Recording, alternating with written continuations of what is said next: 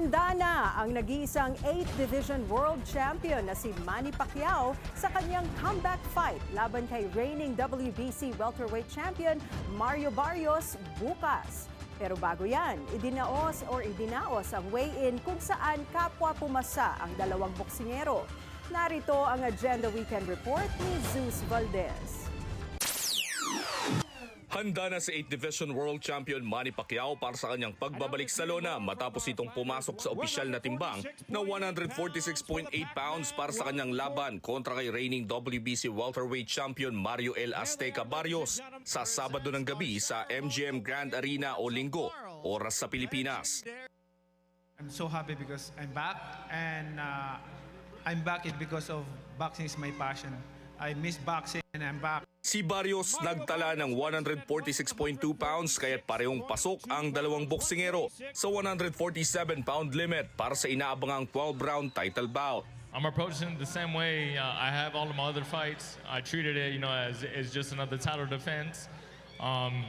Manny, has accomplished, so much, but it's my time now. Bit-bit ni Barrios ang record na 29 wins, 2 losses at 1 draw kabilang ang kanyang impressive win kay Ugas. It's been a good camp. It's been long. It's been a long week. I'm already over it. And just ready, to step in there come Saturday. But yeah, Barrios versus Pacquiao. This is huge.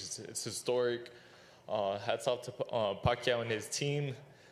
For even, daring to be great and doing what they're doing. I'm gonna sure this coming Saturday is gonna be a good fight. And it's been a while that I've been not in boxing for 4 years, but I'm still active in terms of exercise, training, like that.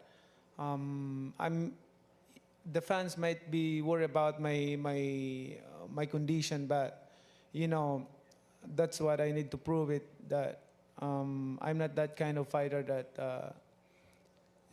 lazy or need to train. May kabuang record si Pacquiao na 68 wins, 8 losses at 2 draw kabilang ang 39 na panalo via knockout. Kung magtatagumpay, muli niyang maitatala ang kasaysayan bilang pinakamatandang WBC welterweight champion. Ilang taon matapos niyang makuha ang titulong ito kontra kay Keith one-time Thurman noong 2019.